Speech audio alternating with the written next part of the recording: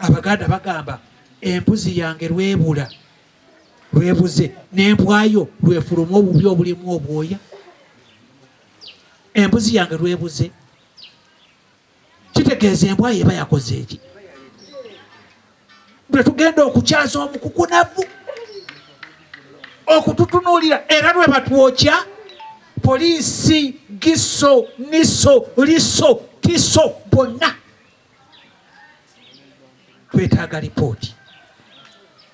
Ate no tetwagala ebeere nga y'ekitwamba, tetwagala ebeere nga ya kibwetere, tetwagala ebeere nga ya kayiira. Ku luno kigudde mu constituency ya Kayondo. Ekyo ky'amasomero kisinze nnyo okubeera mu mulembe guno. Edda tewaalingawo nnyo ekyo ky'amasomero, oluusi kyabengawo nga si nnyo olw'amasannyalaze n'ebirala, naye kati muyinza okuba nga mulimu ettiimu egenderere kuba amasomero mangi gayidde, abaana baba baayokebwa ekyamba n'awalala, naye nga tulaba nga kyetaaga okuteekako okugoberera okw'enjawulo mu ngeri esinga okubeera ennungi. Tuvumirira Ssekumira yenna abantu ab'emyoyo emibi okubeera nga alaba wali badde oyamba ono atalaba, alina osobola okubeera ng'osaanyaawo obulamu bwe. N'olwekyo twegayirira Katonda nga tumusaba ayongere okukuuma essomero lino ne bannanyiryo, eno enjego eyaguddewo ereme okubeera nti ate ekomawo omulundi omulala. As Member of Parliament, we heard that investigations are going on and they're going to give us a report. But as usual, many schools have fallen victims of the same. Budo fell a victim of the same, but we didn't get a report up to today. So for this time, since it's in my constituency or my district, we are going to make sure that we are following up until we get the bottom line of this. So we are not going to leave them do their own report. We will come in and intervene and see or follow up with the report. Kubanga mpulidde nga kyogerwa nkooye inspector ayogedde bulungi. Bwe tuba nga tuli wano mu bukyamu, tuli Kongo, tuli Kenya oba tuli Mukono South, kyembuuza bwe tuba nga tetuli ligo, lwaki gavumenti esasula abasomesa bali wano, esasula bali Kongo, esasula bali Kenya? Mbadde ndowooza basasula abasomesa abali mu Salaama School for the Blind. Fe batusasula bakama bange bampuliriza, basasula baani? Era batusasulira ki? Kukola ki? Kulya? Kukola ki? Lwaki essomero lino district erimanyi era tuweebwa naffe ka UPE kaabwe ak'obuswavu $30,600 ejigula kasawo kakawunga kamu ku mulembe guno? Honorable, bye bikolebwa wano, kasawo kakawunga kamu okuliisa abaana 90 days 3 months n'etaamu. Sebo ne beewaana. Waliwo oluusi bwengamba singa muzirekayo tuyinza okubeerawo. Oluusi mutuleetera okukambuwala naffe, mutuleetera okukambuwala. Ate ekituleetera okukambuwala ebigambo ebikyamu ebyogerwa ku bantu si fefeka. N'amasomero amala agoogerwako basajja batu bakazi batu bakola, naye n'ogenda okusanga ebizimbe byonna bikute mu mbinabina. Naye abantu ne beewaana bakola nnyo ne beewuuba mu ntebe zi AC ne bavuga emmotoka ezisinga ebbeeyi essomero erimu. Emmotoka emu yokka eyinza okuzimba amasomero 2, naye eri mu mikono gya muntu omu ne mukyala we atwaliramu manda n'amatooke n'ebisagazi by'enteeze. Nonsense. Honorable andeetedde okukambwalamu katono kubanga oluusi mutukooya n'ebigambo ebitajja. Mutusonyiweko bwe mba temulina byakwogera musirikenga. Whoever is listening to me, please, if you have nothing to say in public, keep quiet. just that.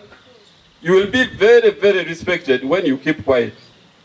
Ne bamanya nti omusajja wa kitiibwa ali mu kifo gundi naye talina bigambo. Kale kangezeeko compiling empapula bye baagala baleke okutuwayiriza ffe tuliwo mu butuufu bwaffe. Ebiwandiiko mbirina era tugenda kubibasaasaanya mujja biraba. Mwebale nnyo. Ekiseera kye tulimu si kyakwenenya wabula buli omu kugumya munne. Neffe nga aba district mu kitongole ky'ebyenjigiriza tusaba busabi nga honorable bwagambye nti abakuumi b'eddembe aba security batuyambe tutegeere ekituufu. Omuliro ogwayokezza abaana baffe gwavudde ku ki? Kubanga ekyamazima nga bwe bagambye nti omwogezi omu ku TV yagambye nti essomero lino terimanyiddwa. Ekyo nkiwakanya. First of all, this school is government aided. Bwe tuba tukola reports zaffe amasomero gonna gonna aga gavumenti gabeeramu era gonna gonna galambulwa.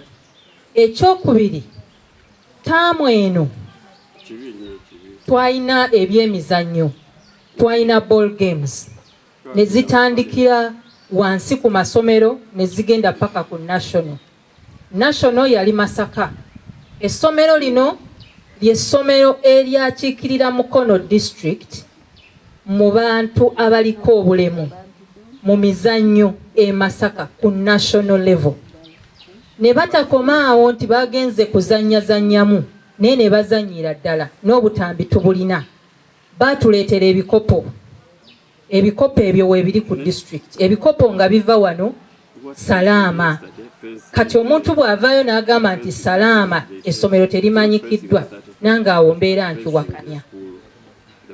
Tetujja kunenya nnyo era nga honorable bwagambye nti abamu batuula mu ntebe naye nga tebamanyi biri ku ground. Naye nga ebigambo bibi nnyo bassebo ne bannyabo aba security bakole okunoonyereza tufune obwenkanya. Tekijja okutusanyusa nga tufunye obwenkanya. Naye n'abaana baffe bano abaafudde tubasabira busabizi nti batuuke ew'Omukama Katonda kubanga tebalina musango. Tebalina musango lwaki baafudde. Kubanga n'omuliro gwennyini okutandika sisuubira nti waliwo n'omu eyagulabye.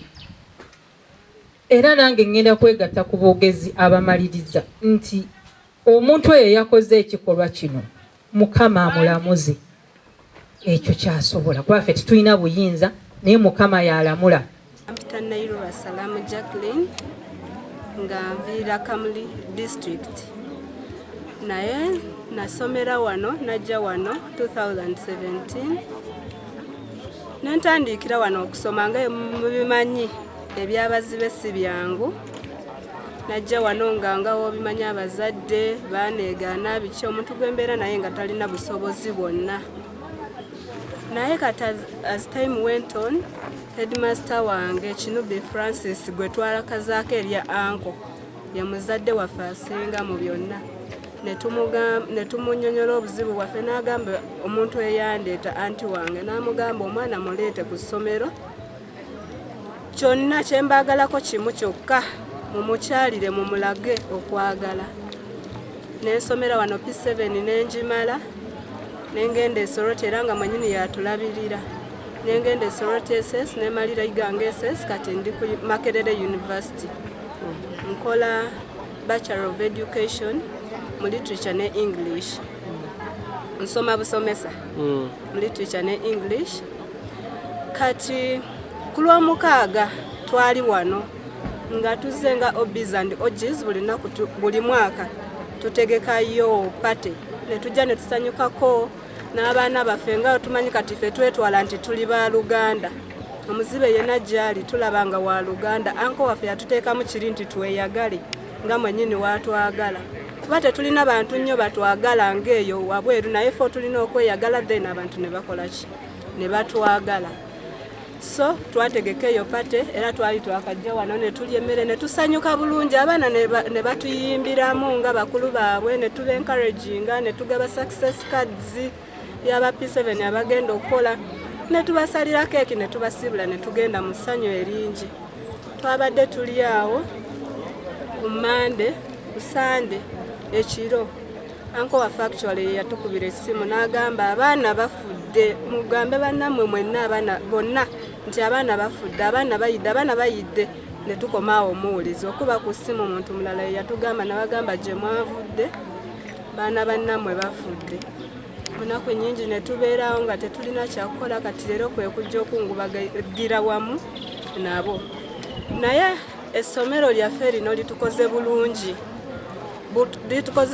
nnyo kubanga singa sirina essomero, this is where our foundation is. Wano we tujja omusingi gwonna gye tutambulidde ne bagamba nti kyova tubeereyo ne tweyagala ne tubeera n'essanyu kuba wantu w'ovudde nga tebakukoze bulungi tosobola kuddawo. Amanya gange nze Nakandi Peruth. Najoininga lino essomero 2006 P1 ne malirako 2014. Essomero lino lyatuyamba nnyo kuba nze I come from a poor family background, naye uncle ye si y'omu kuba abasomesa like ba head teachers abamasomero amalala zeni aba private nga bo bafa nnyo ku school fees w'abaana. No, naye uncle kyafuba okulaba nti omwana aliko obulemu abaddewo atya kikyagenda okwachivinga agenda beera kya mu nsi. Kyekyo kyalinga afuba okubeerako era bingi nnyo essomero lino nze byendifunyemu as in it helped to raise our talents. Tuyimba abaana abamu kuba keyboard, abaana bafumba, abaana bawaata ate ekitali ku masomero malala. So I don't know whether waliwo essomero lyonna ery'abazibe erisobola okufaanaganako kino, but kineewuunyisa nnyo okulaba nga people are just wondering lino essomero kubanga kyeriri mu Uganda ate nga ssomero ly'amaanyi ku campus. Nze gye ndi kuba ssaawa zino ndi Makerere, my second year ndi kusoma Bachelor of Social Work gye ndi okusoma, naye neewuunya okubanga n'abaana abo bagamba nti naye tugenda ekibagamba Salaama yowa, naye nga teri essomero erikyasinza otwala abaana abazibe mu secondaries ne universities ez'enjawulo. Kyanneewuunyisizza nnyo, waliwo speech gye nawulidde nga like batunenya nnyo, badde banenya nnyo mbu ate ebisulo osanga essomero lyali lyadde. Twasomako dde, nze nasomera Empumu wali nga tutambula, naye nga mumanyi abaana bazibe tebasobola kutambula, ne babeera nga bava wano ne batambula long distance, enkuba etonnye. Abamu babeera n'ebizibu byabwe bo nga bo tebasobola kutambula. So oyo eyakyogedde nze like I was not happy for that. Ne banenya ne dormitories, naye ate nga bo nga bo yo nga government teyavaayo kuyamba lino ssomero nti oba ezimbeko dormitory. Dormitory eno yazimbibwa bantu bannakyewa, ey'abalenzi yazimbibwa ba DHL kuba yo naliwo nga bagizimba.